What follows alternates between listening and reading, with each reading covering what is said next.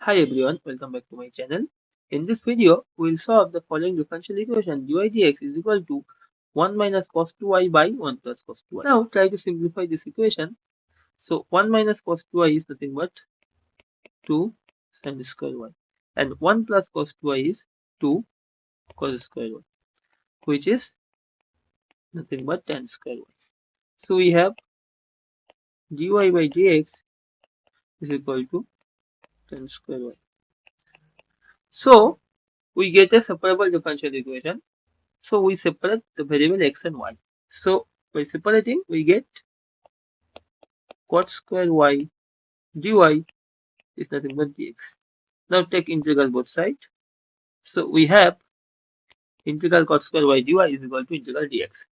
Now we know cot square y is nothing but cosec square y minus 1. So by integrating, we get cosec square y is nothing but minus cot y minus y is equal to x plus c, which is the general solution.